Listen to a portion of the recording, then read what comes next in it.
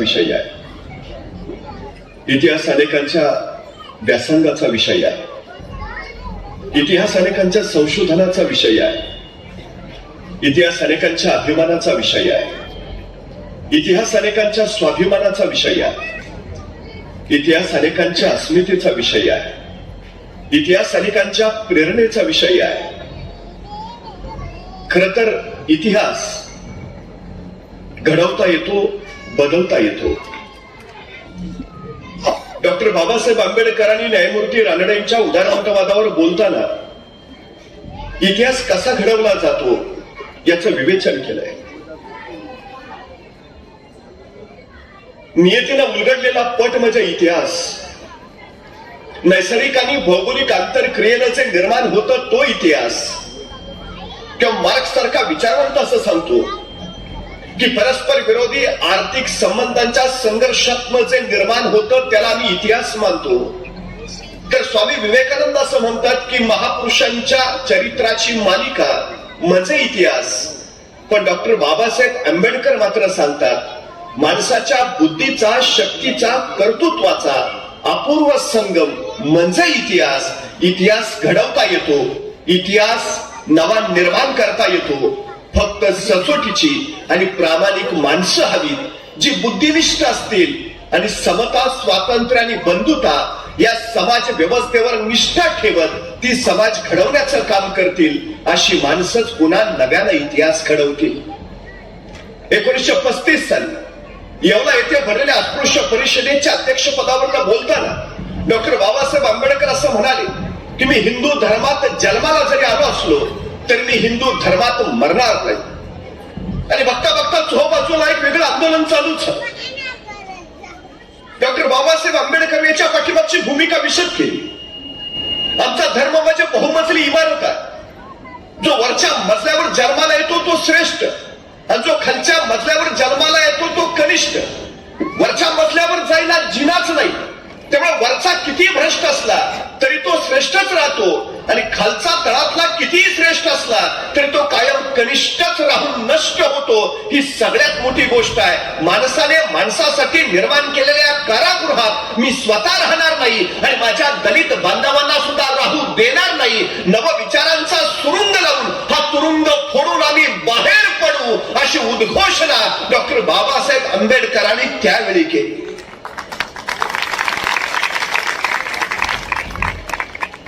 अनेकांनी त्यांचा उद्वेग लक्षात घेतला. अनेकांनी त्यांच्याशी संवाद संभाषण केलं. अनेकांनी त्यांच्या चित्ताचा दाह कमी करण्याचा प्रयत्न केला. अनेक लोकनेत्यांनी त्यांना विनवलं धर्मांतर करू नका. पण डॉक्टर बाबासाहेब आंबेडकर मात्र विचार परिवर्तनाचं चक्र मनामध्ये फिरवत राहिले. अनेक धर्मग्रंथांचं आलोचन त्यांनी केलं. स्वतःच्या विचारांशीच विचारांचं युद्ध सुरू झालं. ते सांगू लागले निव्वळ एखाद्या ठिकाणी जन्माला आला म्हणून त्याला आयुष्यभर गुन्हेगारासारखं, जनावरासारखं राहायला लावलं. ही मानवता आहे का? समाज व्यवस्थेला ओहोटी लागलेली असताना सुद्धा कुणी समतेचा धडा घ्यायला तयार नाही. हे बरोबर आहे का? हे किती दिवस चालणार? माणसाने माणसाला माणसांची रीत द्यावी, माणसाने माणसाला माणसांची प्रीत द्यावी. माणूस म्हणून जन्माला आलेल्याची एवढीच तर भावना आहे. पण तेही माणूस पण जर त्याला मिळत नसेल तर ही समाज व्यवस्था अवघड. हे काही गैर आहे का? दोन तप डॉक्टर बाबासाहेब आंबेडकरांच्या मनात हे युद्ध चालू राहिलं आणि या युद्धानंच डॉक्टर बाबासाहेब आंबेडकरांना बुद्धांकडे नेलं. ही सगळ्यात महत्वाची गोष्ट आहे. खरं तर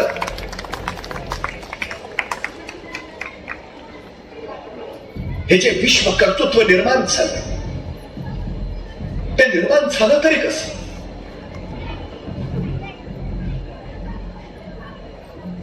रामजी सकपाळ सुभेदार मेजर होते. मध्य प्रदेशातल्या महू इथं तिथंच भीमरावांचा जन्म झाला. एका लष्करी शाळेमध्ये मुख्याध्यापकाचं काम करणारे रामजी बाबा महात्मा ज्योतिबा फुले आणि न्यायमूर्ती रानडे यांच्याबरोबर सहचिंतन करणारे प्रज्ञावंत होते. रामजी बाबा कबीरपंथी. उभ्या आयुष्यात त्यांनी मद्य आणि मांस याला कधीही स्पर्श केला नाही. आणि सगळ्यात महत्वाचं डॉक्टर बाबासाहेब आंबेडकरांना तर सुपारीच्या खंडाचं सुद्धा व्यसन नव्हतं. ही सगळ्यात महत्वाची गोष्ट आहे. आपल्या घराचा साधुत्वाचा वारसा सायंकाळच्या सुमाराला आपल्या मुलांना जवळ घ्यावं, त्यांच्यावर संस्कार करावेत, उपासना करून घ्यावी, त्यांना कबीराचे दोहे ऐकवावेत. हा रामजी बाबांचा नित्यक्रम होता. खर तर रामजी बाबांच्या पूर्वजांमध्ये हे साधुत्वाचं आकर्षण पहिल्यापासून. पण त्यांच्याच घराण्यात जन्माला आले का विरक्त महात्म्यानं रामजी बाबांना सांगितलं होतं, तुझ्या पोटी जगाचं कल्याण करणारा सुपुत्र जन्माला येणार आहे. आणि भीमरावांच्या रूपानं तो सुपुत्र जन्माला आला. संस्कार आणि घडवणं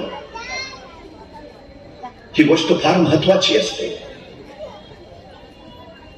डॉक्टर बाबासाहेब आंबेडकर कधी काळी आपल्या जगण्यामध्ये निराश होत, खचल्यासारखं वाटे. त्यावेळी आपल्या पत्नी रमाबाईंना सोबत घेत आणि एका विशिष्ट स्थानी जात, धीरगंभीरपणे तिथं जीवन चिंतन करीत आणि नवचैतन्य घेऊन त्या जागेवरनं परत येत. जिथं त्याला नवचैतन्य मिळायचं ते विशिष्ट स्थान कुठलं होतं, ते तीर्थस्थान कुठलं होतं. डॉक्टर बाबासाहेब आंबेडकर निराश आल्यावर नेमके कुठे जायचे? ते जायचे ते रामजी बाबांचं दहन स्थान होतं. आपल्या पित्याच्या दहनस्थानाजवळ डॉक्टर बाबासाहेब आंबेडकर धीरगंभीर चिंतन करायचे, नवचैतन्य मिळवायचे आणि स्फूर्ती घेऊन तिथून परत यायचे. तीच स्फूर्ती आपल्या लाखो अनुयायांना चैत्यभूमीवरनं आजही बाबासाहेब देत आहेत. ही तीच स्फूर्ती ज्यानं पिढ्यान पिढ्या घडवल्यात. खर तर डॉक्टर बाबासाहेब आंबेडकर आपलं आत्मकथन सांगताना सांगतात, माझे वडील आणि माझं घर जसं धर्मासन होतं तसंच ते विद्यासन सुद्धा होतं. माझ्या वडिलांनी कायम मला सांगितलं, भीमराव, आपण गरीब जरूर आहोत, पण तू विद्वान हो, तू विद्वान हो. माझ्या आयुष्यात माझे 3 गुरु, गौतम बुद्ध, महात्मा ज्योतिबा फुले आणि संत कबीर, या तिघांकडनं मी जीवन शिकलो. माझी 3 दैवत आहेत, विद्या, विनय आणि शील. आणि माझ्या आयुष्याचं तत्वज्ञान 3 तत्वात आहे, स्वातंत्र्य, समता आणि बंधुता. हे स्वातंत्र्य, समता, बंधुता कुठल्या राज्यशास्त्रात मिळत नाही, तर ते धर्मात मिळतं. बंधुता आणि मानवता हाच माझा सगळ्यात मोठा धर्म आहे. आणि हाच धर्म आपल्या आयुष्यात डॉक्टर बाबासाहेब आंबेडकर या समाज जीवनामध्ये लोकमानसांपर्यंत पोहोचवत राहिले. हे जगणं होतं तरी कशासाठी?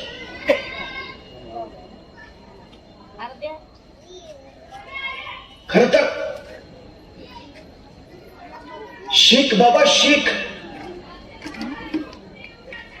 परिवर्तन घडवायची ताकद फक्त शिक्षणात आहे. डॉक्टर बाबासाहेब आंबेडकर असं सांगतात की शिक्षण म्हणजे वाघिणीचं दूध, जो पील तो वाघासारखा गुरगुरल्याशिवाय राहणार नाही. मला माझ्या वडिलांनी तो संस्कार दिला, शिक.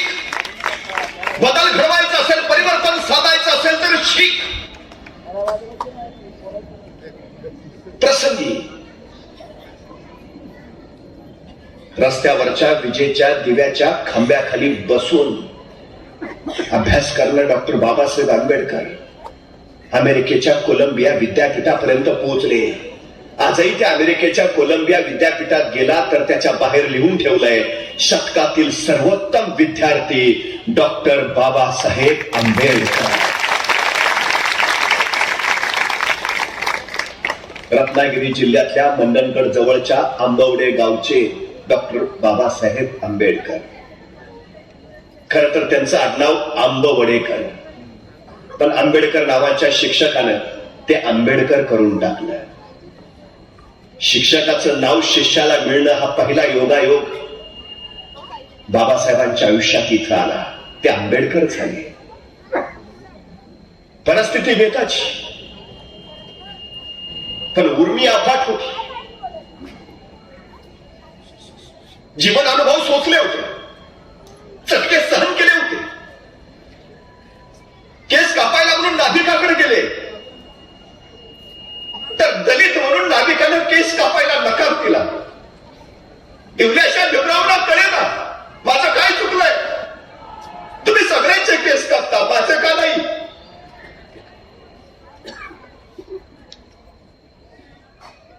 वडील सेवानिवृत्तीनंतर देशाटन करायचे, स्थलांतर करायची आणि वडिलांबरोबर या मुलांची भटकंती सुरू व्हायची. मसूर रहमतपूर गोरेगावच्या भागात वडील होते.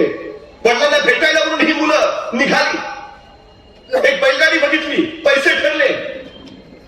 त्या गाडीवाल्यानं आनंदाने या मुलांना गाडीत बसवलं आणि वडिलांना भेटायला ही मुलं निघाली. प्रवासात गप्पा सुरू झाल्या.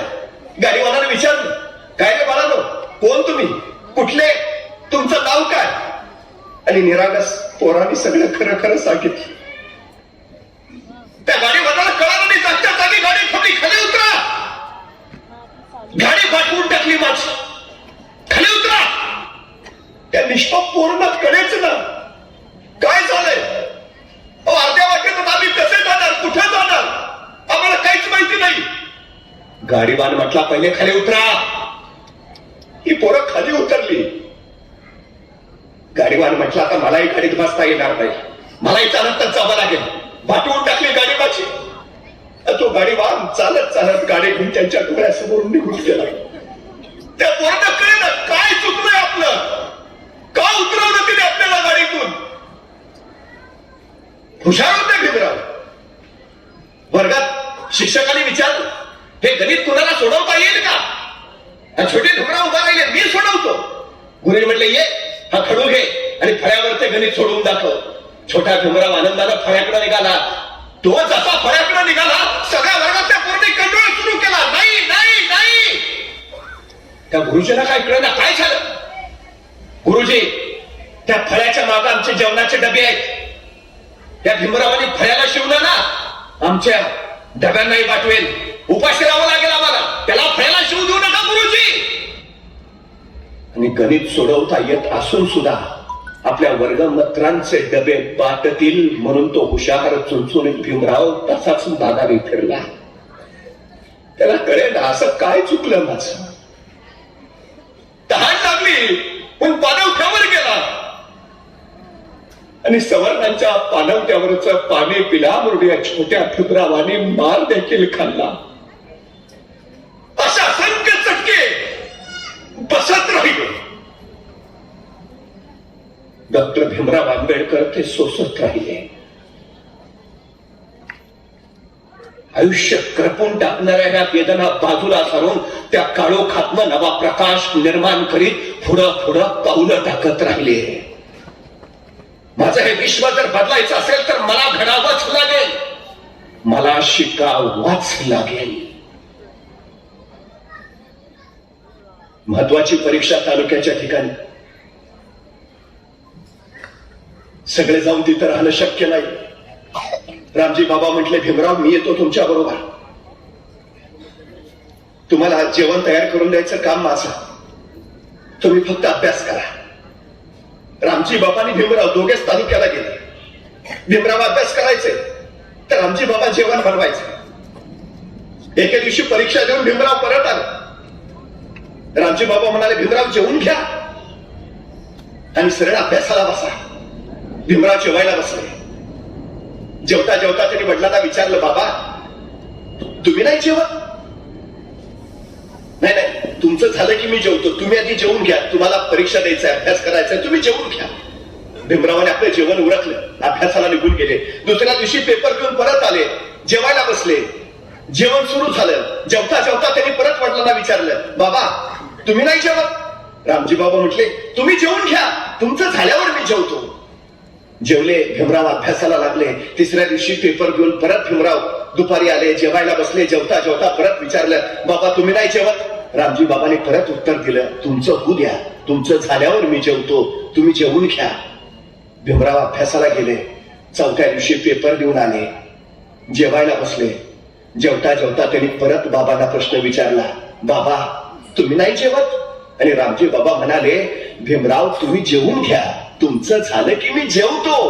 पण अचानक भीमरावांच्या लक्षात आलं, मी रोज 3 दिवस हा प्रश्न माझ्या वडिलांना विचारतोय आणि बाबा सांगतायत तुम्ही जेवून घ्या, तुमचं झाल्यावर मी जेवतो. पण मी जेवल्यावर टोपलीत भाकरीच शिल्लक राहत नाही, तर माझ्या नंतर बाबा खातात काय?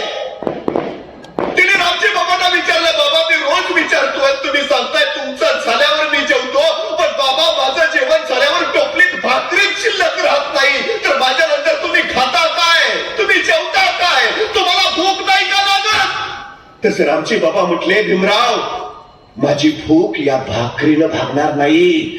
तुम्ही एवढे मोठे व्हा, एवढे मोठे व्हा की तुमचं मोठेपण बघूनच माझं पोट भरेल. भीमराव एवढे मोठे व्हा. रामजी बाबांची भूक होती भीमरावांनी मोठं व्हावं, खूप मोठं व्हावं की त्यांच्या त्या मोठेपणाकडे बघत अभिमानानं भरून यावं. ही भूक रामजी बाबांची होती. आपल्या पित्याची ती भूक प्रचंड विलक्षण व्यासंग करून भीमराव पूर्ण करत होते.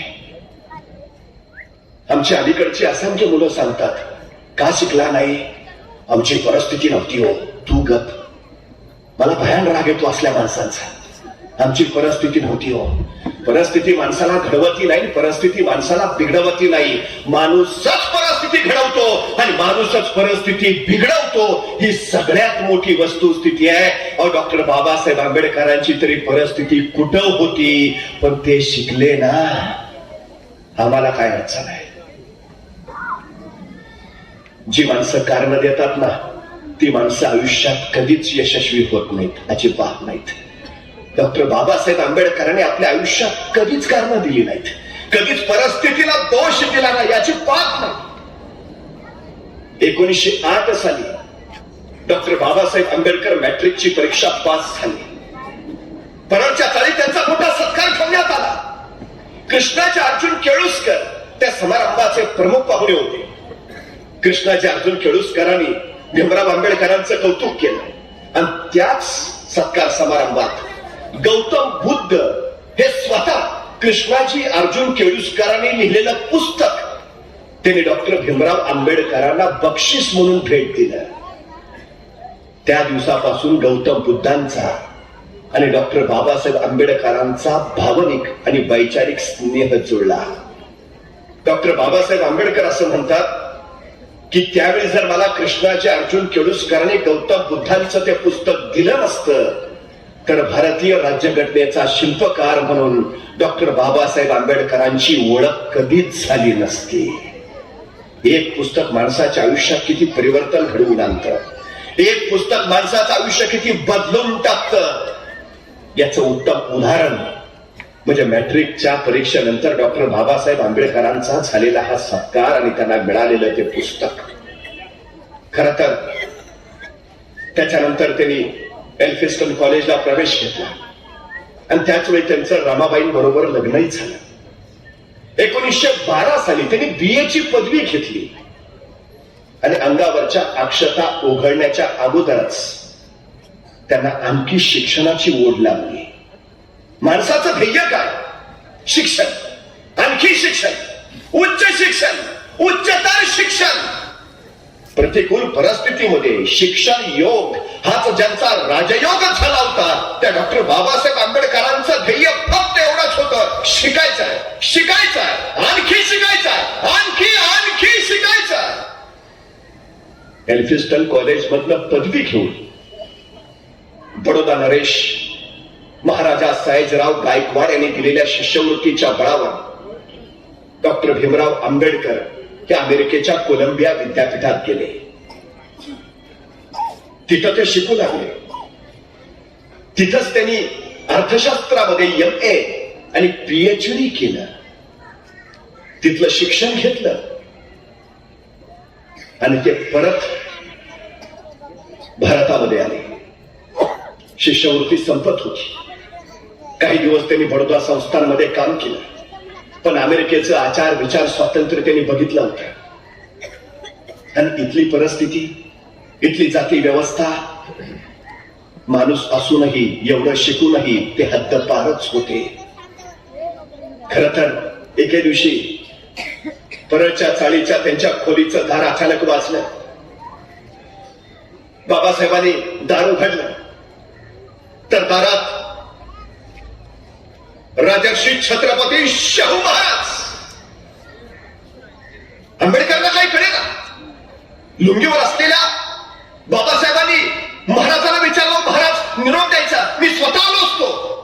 तसे राजर्षी म्हणाले, अहो भीमराव, आम्ही तो परंपरेचे राजे, तुम्ही तो ज्ञानाचे राजे. परंपरेचा राजा ज्ञानाच्या राजाकडे येणं.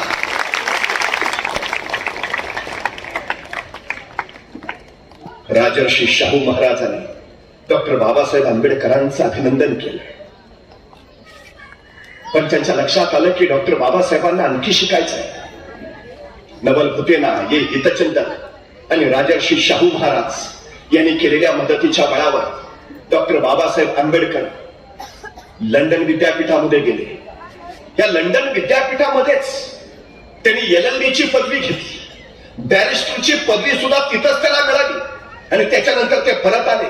सिडनहॅम महाविद्यालयामध्ये प्राध्यापक म्हणून काम करायला लागले. त्याच्यानंतर मुंबईच्या विधी महाविद्यालयात 1928-29, 34-35 आणि 1935 पासून 1938 पर्यंत मुंबईच्या विधी महाविद्यालयाचं प्राचार्य म्हणून त्यांनी काम केलं. खर तर डॉक्टर बाबासाहेब आंबेडकर आज हयात असते, त्यांच्या घरावर त्यांच्या नावाची पाटी असते, तर त्यांच्या नावाखाली किती पदव्या असत्या. डॉक्टर बाबासाहेब आंबेडकरांनी एकूण 32 पदव्या मिळवल्या. 32. MA Columbia, PhD Columbia, DSc London, LLD Columbia, DLiT Osmania आणि बार ॲट लॉ कोलंबिया. एक माणूस आपल्या आयुष्यात किती पदव्या मिळवू शकतो? 32 पदव्या डॉक्टर बाबासाहेब आंबेडकरांनी मिळवल्या. 32 पदव्या. त्यांनी स्पष्टपणे आपल्या चिंतनात सांगितलं, समाजमन बदलायचं असेल, समाजाची व्यवस्था बदलायची असेल, तर शिक्षण ही अत्यंत महत्वाचीच गोष्ट आहे. आपल्या दलित बांधवांनी आपल्या मुलांना शिकवावं, हा त्यांचा कायम अट्टहास राहिला. आणि यासाठीच त्यांनी छत्रपती संभाजी महाराज नगर इथं मिलिंद महाविद्यालय, नागसेन वन आणि मुंबईमध्ये सिद्धार्थ महाविद्यालय उभारली. डॉक्टर बाबासाहेब आंबेडकरांनी केलेल्या शैक्षणिक कर्तृत्वाच्या या पताका आहेत. प्रत्येक मुलानं शिकलं पाहिजे यासाठी त्यांनी उभारलेली ही विद्यापीठ आहेत. एक साधा विषय, आपण सुद्धा घर बांधतो. घर बांधलं की आपल्या घरावर आपल्या नावाची पाटी लिहितो. मला सांगा, आपल्या नावाच्या पाठीवर आपल्या नावाच्या खाली आपण काय लिहितो? 100 एकर बागायतदार. आपल्या नावाच्या खाली आपण काय लिहितो? 80 तोळे सोन्याचे मालक. आपल्या नावाच्या खाली आपण काय लिहितो? 4 कंपन्यांचे मालक. नाही, पाटी नावाची लावली तर आपल्या नावाखाली आपण किती शिकलोय ती पदवी लिहितो. आपलं शिक्षण आपल्या नावाला किंमत देतं. आपल्या नावाची किंमत आपल्या शिक्षणानं वाढते. डॉक्टर बाबासाहेब आंबेडकर सांगतात, शिक्षण ही इतकी महत्वाची गोष्ट आहे. राजगृह नावाचं त्यांनी बांधलेलं घर राजवाड्यापेक्षा कमी नव्हतं, पण या आलिशान राजवाड्यामध्ये 3 गोष्टी अत्यंत साध्या होत्या. एक, त्यांची स्वतःची अभ्यासाची खोली. 2, स्वयंपाकघर. आणि 3, त्यांची झोपण्याची खोली. त्या झोपडीसारख्या गोष्टी होत्या. त्यांची स्वतःची खोली झोपडीसारखी, पण दिवाणखाना ऐश्वर्य संपत्तीच्या अफाट लूट केलेला, रंगबिरंगी झुमरा लावलेला, क्षणाक्षणाला उंची अत्तर फवारला गेलेला, थोई कारंजे उठणारा, इतकं देखणं ऐश्वर्य की बघावं बघतच राहावं. अनेक जण बदल बघायचे, हे इकडे इतकं ऐश्वर्य आणि स्वतः बाबासाहेबांची खोली झोपडीसारखी, स्वयंपाकघर झोपडीसारखं. कुणीतरी विचारायचं हे असं का? एकीकडे हा साधेपणा, दुसरीकडे श्रीमंती, एकाच घरात का? तुम्ही स्वतः झोपडीसारख्या खोलीत राहता आणि तुमचा दिवाणखाना मात्र ऐश्वर्य संपन्न. डॉक्टर बाबासाहेब आंबेडकर सांगायचे, मी ज्या परिस्थितीत आलो त्या परिस्थितीची जाणीव मला कायम राहावी आणि माझे हजारो बांधव अजून त्याच गरिबीत खितपत पडलेत हे माझ्या चिरंतन स्मरणात राहावं म्हणून मी झोपडीसारख्या खोलीत राहतो. आणि हा दिवाणखाना हे ऐश्वर्य. ज्यावेळी माझे दलित बांधव या दिवाणखान्यात येतील, हे ऐश्वर्य पाहतील, त्यावेळी त्यांना कळेल आपल्यातलाच एक शिक्षणाच्या बळावर किती अफाट ऐश्वर्याचा धनी होऊ शकतो. त्यांना आत्मप्रत्ययाची स्फूर्ती यावी म्हणून हे ऐश्वर्य. शिक्षणाच्या बळावर आपण काय मिळवू शकतो हे त्यांना कळावं म्हणून हे ऐश्वर्य. आपल्या प्रत्येक कृतीत डॉक्टर बाबासाहेब आंबेडकरांनी आपल्या समाजावर संस्कार केला, एक सतत संदेश दिला, सतत अव्याहतपणे. 14 एप्रिल 1891 बाबासाहेबांचा जन्म झाला आणि 6 डिसेंबर 1956 त्यांचं महापरिनिर्वाण झालं. 65 वर्षाचं आयुष्य, यातली 30 वर्ष शिक्षणात गेलीत. 1946 नंतर 56 पर्यंत ते दिल्लीतच व्यस्त असायचे. म्हणजे जे काही कर्तृत्व त्यांनी उभारलंय ते फक्त 25 वर्षात, फक्त 25 वर्षात. या 25 वर्षामध्ये त्यांनी मूक नायक सारखं वृत्तपत्र काढलंय, बहिष्कृत भारत सारखं काढलंय, प्रबुद्ध भारत सारखं नियतकालिक काढलंय, असंख्य नियतकालिकांचे संपादक, त्यांची भाषणं, त्यांचे लेख, तब्बल 23 ग्रंथ त्यांनी लिहिलेत. जागोजागी परिषदा आहेत, सतत प्रवास आहे.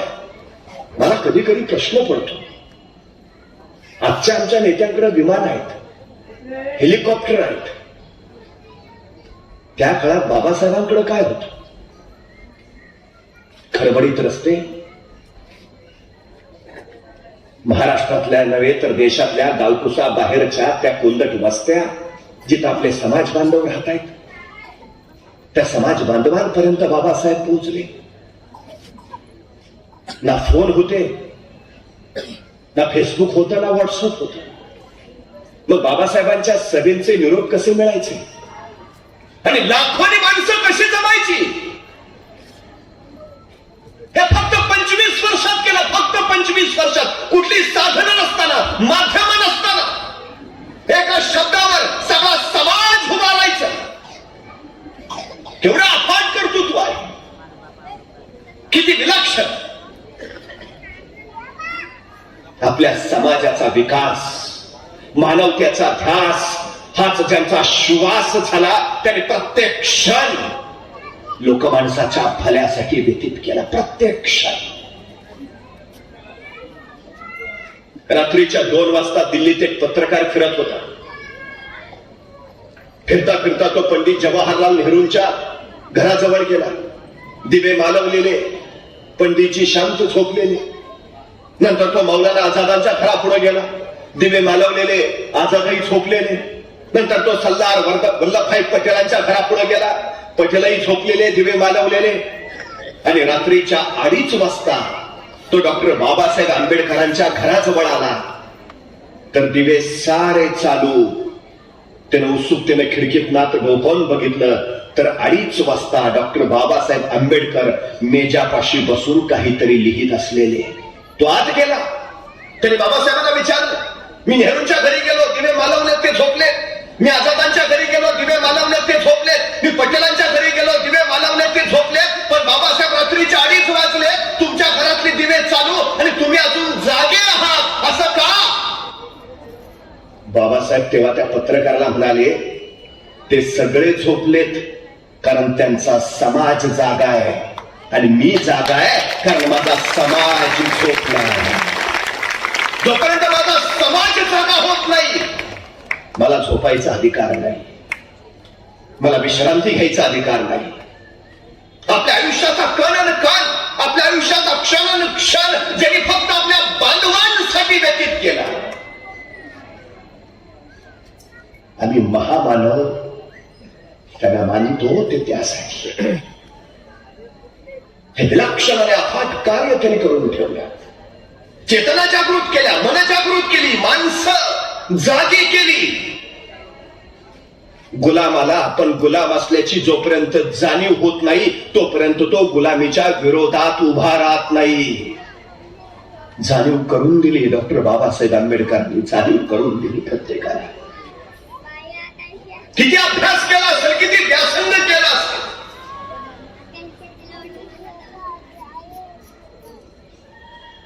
किती पुस्तकं वाचले असतील, किती ग्रंथ वाचले असतील, तर आमची बाबांची परिस्थिती नव्हती. पण आपल्या मुलाच्या व्यासंगात खंड पडू नये म्हणून ते प्रत्येक पुस्तक आपल्या मुलाला आणून द्यायचे आणि स्वतः मात्र कर्जबाजारी व्हायचे.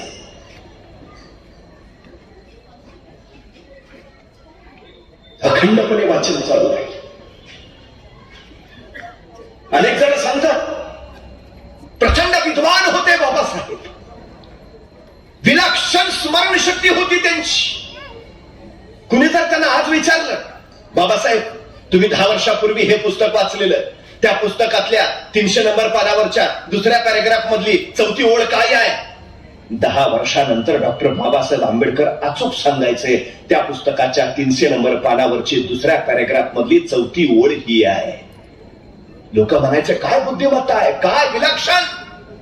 आणि बाबासाहेब आंबेडकर सांगायचे माझ्या परिस्थितीनं मला दिलेली ही देणगी आहे. पुस्तकं विकत घेण्यासारखी माझ्या वडिलांची परिस्थिती नव्हती.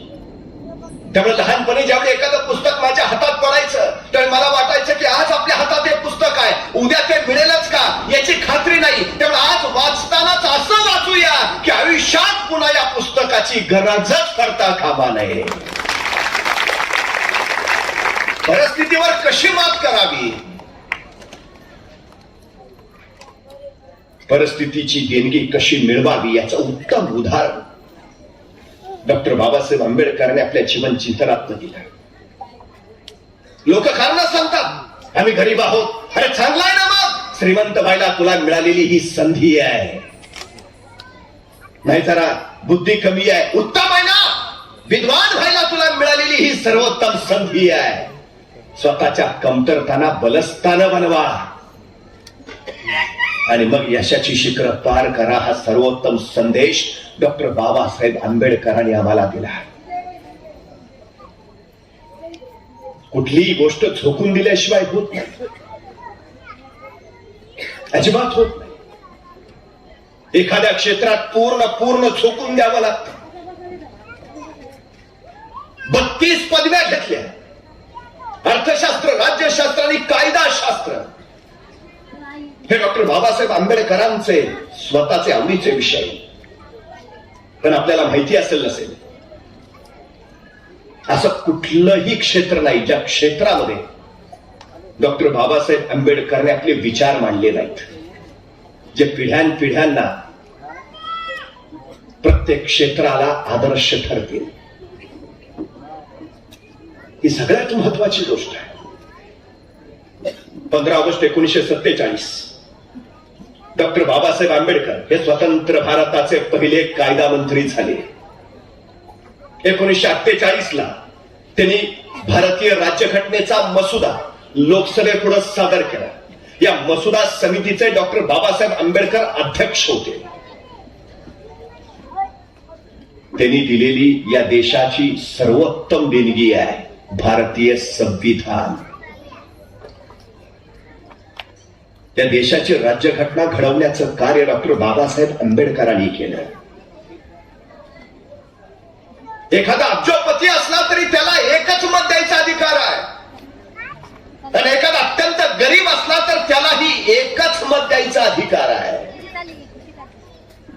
धर्म, जात, पंथ या सगळ्या गोष्टी बाजूला सारून या देशाचा नागरिक म्हणून प्रत्येकाला एक मत, त्याच्या मताचा तेवढाच अधिकार आहे. हे विलक्षण कार्य आणि जगातील सगळ्यात मोठी सुदृढ लोकशाही निर्माण करायचं करण्याचं काम या भारतीय राज्यघटनेनं केलं, जे डॉक्टर बाबासाहेब आंबेडकरांच्या माध्यमातून झालं.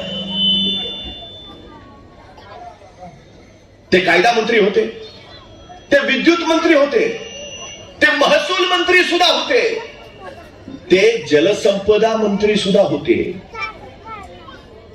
पाण्यापासून वीज तयार करायचा पहिला निर्णय डॉक्टर बाबासाहेब आंबेडकरांनी घेतला. एका नदीचं पाणी दुसऱ्या नदीमध्ये सोडणं हा निर्णय सुद्धा डॉक्टर बाबासाहेब आंबेडकरांनी घेतला आहे. म्हणजे भारताची ऊर्जा नीती, भारताची जलनीती आणि भारताची अर्थनीती आज जी सुदृढ दिसते आहे, त्याच्या पाठीमाग डॉक्टर बाबासाहेब आंबेडकरांचे विचार आणि त्यांचे निर्णय आहेत. ही गोष्ट आपण लक्षात घेतली पाहिजे. कमाल जमीन धारणा कायदा हा डॉक्टर बाबासाहेब आंबेडकरांनी आणला. सावकार प्रतिबंधक कायदा हाही डॉक्टर बाबासाहेब आंबेडकरांनी आणला. शेतकी महामंडळ हे बाबासाहेब आंबेडकरांनी तयार केलं. आणि त्याच्यापेक्षा सगळ्यात महत्वाचा विचार त्यांनी मांडला, शेतीला उद्योगाचा दर्जा दिल्याशिवाय आणि शेतकऱ्याला सगळ्या साधन सुविधा उपलब्ध केल्याशिवाय शेतकरी आर्थिक दृष्ट्या सक्षम होणार नाही. आणि जोपर्यंत तळातला माणूस आर्थिक दृष्ट्या सक्षम होत नाही, तोपर्यंत या देशात समता आणि समानता येणार नाही. ही सगळ्यात महत्वाची गोष्ट आहे. आर्थिक विषमता जोपर्यंत संपत नाही, तोपर्यंत जातीय समता इथं प्रस्थापितच होणार नाही. जातीभेद कमी करायचा असेल तर आर्थिक विषमता नष्ट करा, हा सगळ्यात मोठा विचार डॉक्टर बाबासाहेब आंबेडकरांनी इथं मांडला. रोजगार त्या पद्धतीचे निर्माण झाले पाहिजेत. हे केवढं मोठं प्रचंड कार्य आहे. स्त्री मुक्तीचे समर्थक होते. हिंदू कोड बिल त्यांनी आणलं, पुरुष आणि स्त्री समान, स्त्रियांना समान अधिकार दिलेच पाहिजेत, हे त्यांनी प्रकर्षानं मांडलं. आज जे आम्हाला दिसतंय ना 33%, 50%, ही सगळी देण डॉक्टर बाबासाहेब आंबेडकरांची आहे. एक विलक्षण अर्थतज्ञ, जलतज्ञ, ऊर्जा तज्ञ, असं प्रचंड कार्य त्यांनी अफाटपणे करून दाखवलं की ज्याच्या बळावर आमचा पाया या देशाचा विलक्षण मजबूत झाला, बलाढ्य झाला. प्रत्येक माणसाला हाताला काम मिळालं पाहिजे. 350 वर्षापूर्वी छत्रपती शिवाजी महाराजांनी या मातीमध्ये स्वराज्य उभा केलं. 18 पगड जातीची 12 बुद्धिदाराची सारी माणसं सोबत घेतली. सुतार, लोहार, चांभार, नोवी, जोशी, गुरव, मुलानी, साळी, माळी, धनगर, कोळी, आगरी, भांडारी सगळे एक केले. त्या सगळ्यांच्या मध्ये एकत्वाची भावना निर्माण केली, राष्ट्रीयत्वाचा महामंत्र दिला आणि या सगळ्यांच्या अलौकिक गुणांच्या बळावर 750 वर्षाचं पारतंत्र्य छत्रपती शिवाजी महाराजांनी फक्त 35 वर्षात हटवलं. हे विलक्षण कार्य त्यांनी केलं. या छत्रपती शिवाजी महाराजांच्या स्वराज्याचा वचननामा काय? सर्वांस पोटास लावणे आहे. या मातीत उगवलेल्या प्रत्येकाच्या हाताला काम मिळालं पाहिजे. काम मिळालं तर त्याचं पोट भरेल.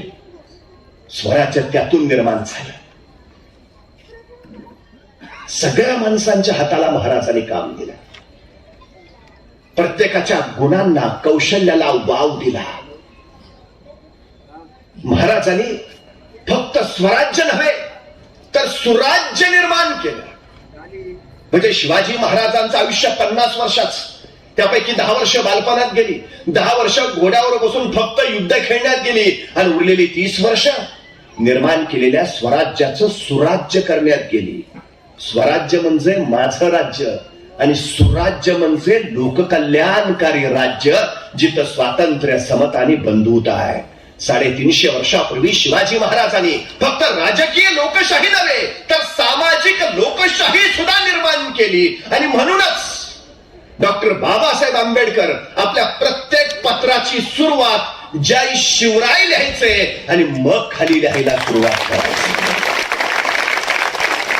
त्या देशाची राज्यघटना तयार केल्यानंतर डॉक्टर बाबासाहेब आंबेडकर असं म्हणाले की या देशाची राज्यघटना तयार करताना माझ्या डोळ्यासमोर छत्रपती शिवाजी महाराजांचं स्वराज्य होतं. हे इथं निर्माण झालं होतं. राज्यघटनेच्या रूपानं ते पुन्हा एकदा इथं अस्तित्वात आलं, निर्माण केलं गेलं. डॉक्टर बाबासाहेब आंबेडकर महात्मा ज्योतिबा फुले यांना आपले गुरु मानायचे आणि महात्मा ज्योतिराव फुले छत्रपती शिवाजी महाराजांना आपले गुरु मानायचे. महात्मा ज्योतिबा फुलेंनी सार्वजनिक सत्यशोधक धर्माची स्थापना केली. त्यांनी जे विचार मांडले तेच विचार पुढे डॉक्टर बाबासाहेब आंबेडकरांनी आणखी प्रगतीपथावर पुढे नेले. हे अफाट कार्य आपल्या फक्त 25 वर्षाच्या या कार्यकाळात डॉक्टर बाबासाहेब आंबेडकरांनी इथं निर्माण करून दाखवलं. हे साधं नव्हतं. एका दाण्याला जमिनीत गाडून घ्यावं लागतं तेव्हा 1000 मोत्यासारख्या दाण्याचं कणीस वर येतं. असंख्य महापुरुषांनी स्वतःला असं काढून घेतलंय तेव्हा अनेक नायक उभा राहिलेत मोत्यासारखे, कणसासारखे. हे गाडून घेणं फार महत्वाचं आहे. त्याला मी झोकून देणं, समाजासाठी काम करणं असं म्हणतो. उत्तम ग्रंथकार होते डॉक्टर बाबासाहेब आंबेडकर. एवढे गुंतून जात की त्यांना स्थळ काळाचं सुद्धा भान राहायचं नाही. बुद्ध अँड हिज धम्म या ग्रंथाचं लेखन ते करत होते. वेळ रात्रीची त्यांचे सचिव नानकचंद रट्ट त्यांची घरी जायची वेळ झाली. डॉक्टर बाबासाहेबांना त्यांनी विचारलं जाऊ का, आणि लिखाणात मग्न असणाऱ्या बाबासाहेबांनी सांगितलं हा जा. आणि परत डॉक्टर बाबासाहेब आंबेडकर लिखाणात मग्न झाले. सकाळ झाली. नानकचंद रट्ट आपल्या कामावर परत आले तर डॉक्टर बाबासाहेब आंबेडकर मेजापाशी लिहितातच आहेत. नानकचंदांनी सांगितलं साहेब साहेब, आणि लिहिता लिहिता बाबासाहेबांनी मागं वळून बघितलं. नानकचंद रट्ट दिसले आणि बाबासाहेब म्हणाले अरे तू अजून घरी गेला नाहीस, सांगितलं ना जा म्हणून. अख्खी रात्र गेली, बाबासाहेबांना पत्ता नाही. इतके लिखाणात मग्न झाले होते, इतकं स्वतःला त्या कार्यात झोकून दिलं होतं त्यांनी. हे झोकून देणं जेव्हा जमतं ना तेव्हा इतिहास घडतो, तेव्हा समाज बदलतो. हे केलं त्यांनी, हे सगळ्यात महत्वाचं. खर तर डॉक्टर बाबासाहेब आंबेडकरांचं व्यक्तिमत्व समोर आणलं की एक उग्र गंभीर प्रतिमा डोळ्यापुढे उभा राहते. विशाल भाल प्रदेश, पाणीदार डोळे, उंच पुराणे धिप्पाड देह, कराडे वृत्ती, निग्रही स्वभाव आणि सरळ परखड जागच्या जागेवर प्रत्युत्तर द्यायचं कौशल्य. खरं तर हे असं व्यक्तिमत्व बघितलं की माणूस त्यांच्यापासून काही अंतर ठेवूनच आदवीनं उभा राहायचा. पण हा पहाडासारखा माणूस प्रचंड हळवा होता. या पहाडामध्ये भावनेचा एक झरा होता. त्यांचे चरित्रकार धनंजय कीर सांगतात पडद्यावर एक शोककथा पाहता पाहता बाबासाहेबांचे डोळे पाणावले आणि डोळे मिटून पडद्याकडे पाठ करून ते चालते झाले. त्यांचा आवडता कुत्रा आजारी पडला आणि बाबासाहेब त्याला स्वतः घेऊन दवाखान्यात गेले. दर तासा 2 तासाला ते दवाखान्यात फोन करायचे आणि आपल्या लाडक्या त्या कुत्र्याची चौकशी करायची. शेवटी तो दगावलाच. ती बातमी बाबासाहेबांना दिली आणि बाबासाहेबांचा कंठ फुटला. एक म्हातारी स्त्री खंगलेल्या नवऱ्याला, अत्यवस्थ असलेल्या नवऱ्याला दवाखान्यात कुणी घेत नाही म्हणून अर्ध्या रात्री बाबासाहेबांच्या घरी आली. त्यांना झोपेतनं उठवलं. तिने बाबासाहेबांचे पाय धरले. माझ्या नवऱ्याला कुणी दवाखान्यात दाखल करून घेत नाही बाबासाहेब. आणि भारतीय राज्यघटनेचा हा शिल्पकार अर्ध्या रात्री त्या माऊली मागोमाग तिच्या पतीला दवाखान्यात दाखल करायला निघाला. दवाखान्यात जाऊन त्यांनी त्याच्या पतीला दवाखान्यात दाखल केलं. डॉक्टरांना सूचना दिल्या आणि मग हा महामानव परतला. 1926 साली त्यांचा लाडका मुलगा राजरत्न निधन पावला आणि आपल्या लेकाचा चेहरा आपल्या मांडीवर घेऊन बाबासाहेब ढसा रडत राहिले. लोक राजरत्नाला न्यायला आली आणि बाबासाहेबांनी हंबरडा फोडला. माझ्या लेकराला नका देऊ, माझ्या लेकराला माझ्या मांडीवरून नका दूर करू. दत्तोबा पवार नावाच्या स्नेहाला लिहिलेल्या पत्रात डॉक्टर बाबासाहेब आंबेडकर सांगतात, राजरत्न गेला आणि माझ्या जीवनातलं मीठ निघून गेलं. आता माझं जगणं बेचव झालंय. जगणं मरणं काय सारखंच. एक हळवा पिता अनेकांनी त्यावेळी बघितलं. उत्कट भावना असलेला हा पुरुष श्रेष्ठ आयुष्यभर फक्त समाजाच्या हितासाठी, समाजाच्या कल्याणासाठी कार्य करत राहिला. त्यांना कळून चुकलं. आपला अंतकाळ आता जवळ आलाय आणि त्यांना जाणीव झाली. गावकुसाबाहेर राहणाऱ्या माझ्या जनावरासारखं चिन्ह जगणाऱ्या माझ्या समाज बांधवांसाठी एक धर्मछत्र उभारलं पाहिजे. त्यांच्या हक्काचं एक आश्रयस्थान निर्माण केलं पाहिजे. नाहीतर माझ्या पश्चात हा सवर्ण समाजाला समतेनं ममतेनं वागवणार नाही. आणि म्हणूनच त्यांनी निर्णय घेतला. 14 ऑक्टोबर 1956 आपल्या पत्नीसह महास्तवीर चंद्रमणी यांच्याकडून त्यांनी बौद्ध धर्माची दीक्षा घेतली.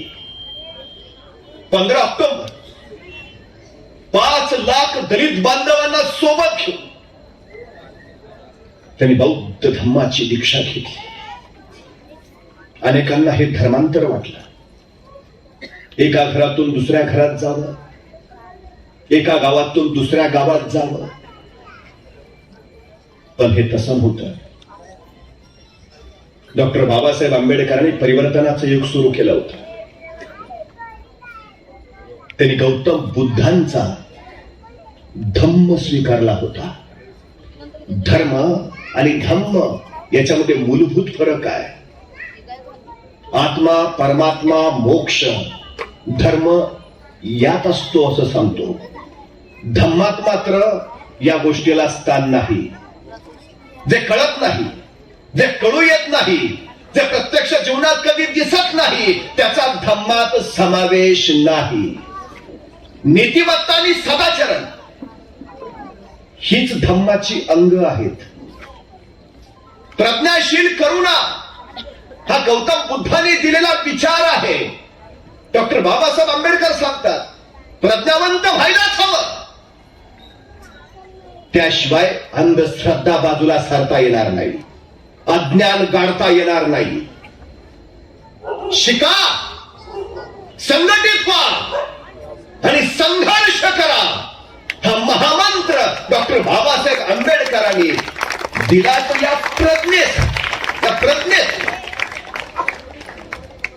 पण नुसतं प्रज्ञावंत झालो आणि शीलवंत नसलो तर त्या प्रज्ञेचा काही उपयोग नाही. प्रज्ञा जितकी महत्वाची, शील तितकंच महत्वाचं.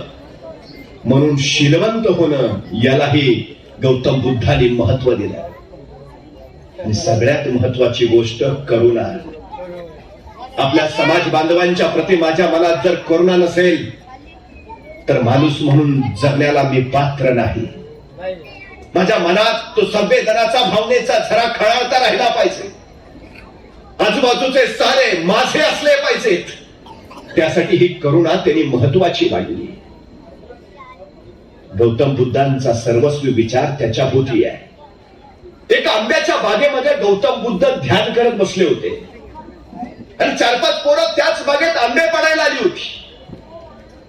एका पोरानं दगड उचलला आणि आंबे पाडायला म्हणून आंब्याच्या झाडावर मारला, पण त्याचा नेम चुकला आणि आंब्याच्या झाडाखाली बसला गौतम बुद्धांच्या मस्तकातच दगड लागला. खोप पडली, भरभर रक्त व्हायला लागलं आणि गौतम बुद्धांच्या डोळ्यातले खळ दिशा सुरू सुटले. त्या पोराने बघितलं आपला नेम चुकलाय, गौतम बुद्धांना दगड लागलाय, रक्त भळभळतंय. ती पोरं पळून जायचा विचार करू लागली, पण परत विचार केला, अरे आपण काही जाणीवपूर्वक नाही केलं, चुकून झालंय. आपण तर झाडावरचे आंबे पाडत होतो, चुकून लागलंय. ती पोरं दबक्या पावलाने गौतम बुद्धांच्या समोर आली.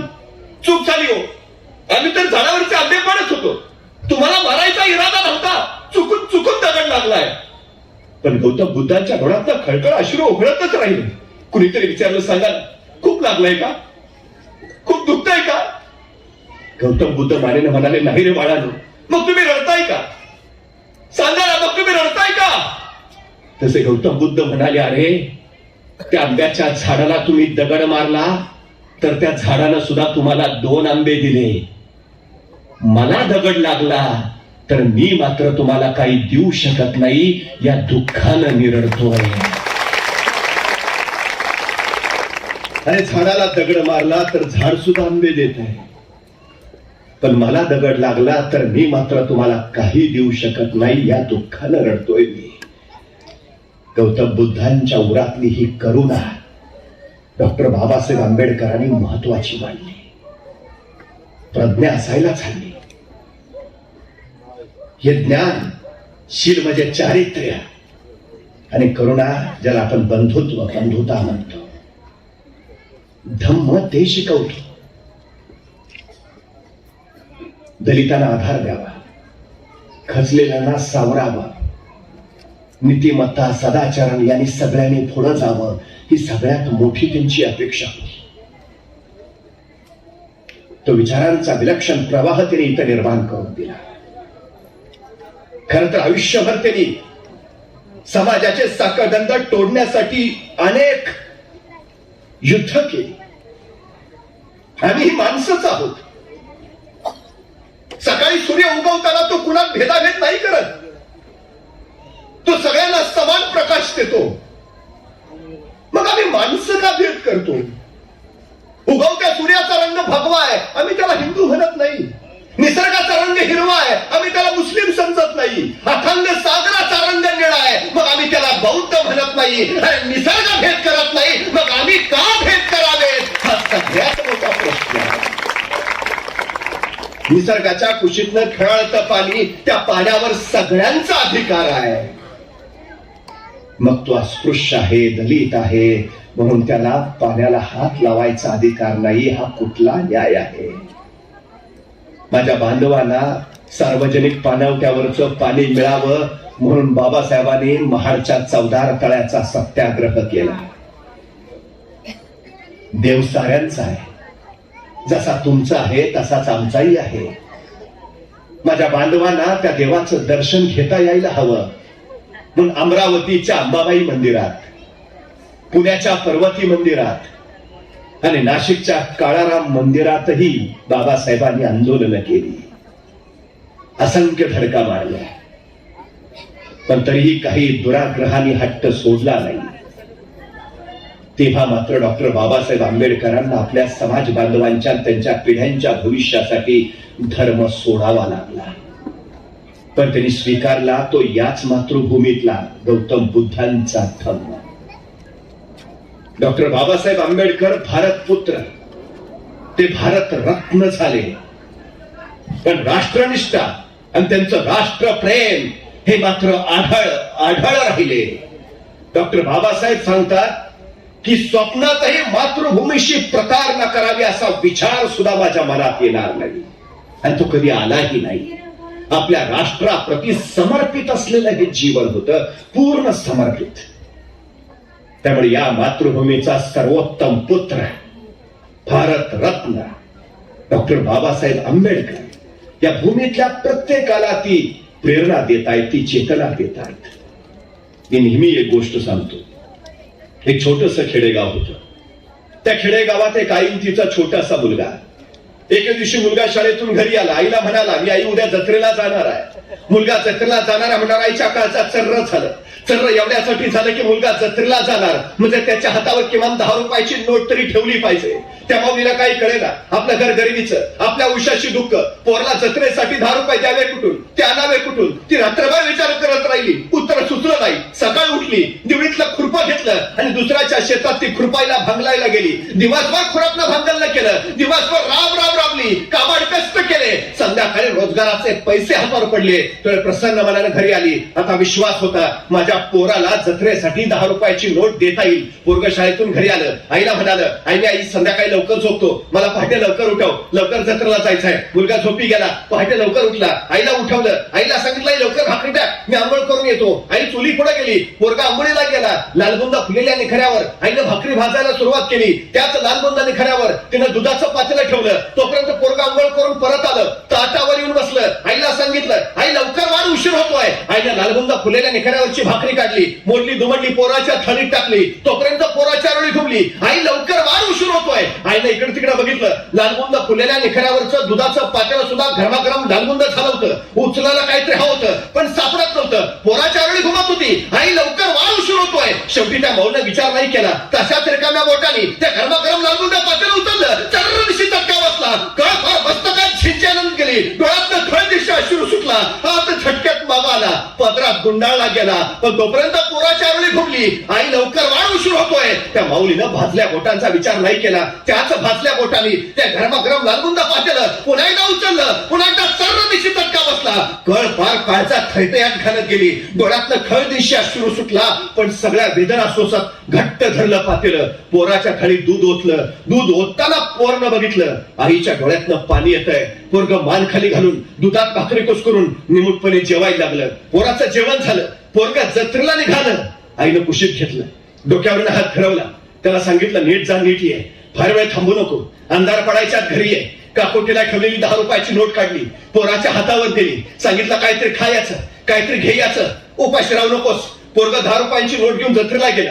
दिवसभर जत्रेत रमलं. घरघर फिरणाऱ्या पाळण्या बघितली, जिलेबी बघितली, बाताशी बघितली, खेळणी बघितली. हरकून गेलं, बहरून गेलं, आनंदून गेलं जत्रेत. संध्याकाळी अंधार पडायला लागला. पोरग घरी परतायला लागलं. आई दाराशी वाट बघत होती. पोरग लांबून येताना दिसलं. आईला हायसं वाटलं. लगबगीनं जवळ गेली. पोरला कुशीत घेतलं. डोक्यावरून हात फिरवला. त्याला विचारलं, काय काय बघितलं जत्रेत? पाळण्यात बसलास का?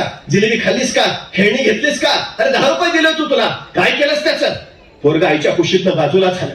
आईला म्हणालं, अगं धीरतर दर सांगतो तरी. आई म्हणली, सांग ना लवकर, काय आणलंस त्या 10 रुपयांचं? तसं पोरगा आईला म्हणाला, आई डोळे मीठ. आई म्हणली, का रे? नाही डोळे मीठ आधी. आईने डोळे मिटले. हा, मिटले डोळे. आता दाखवू काय आणलंस त्या 10 रुपयांचं?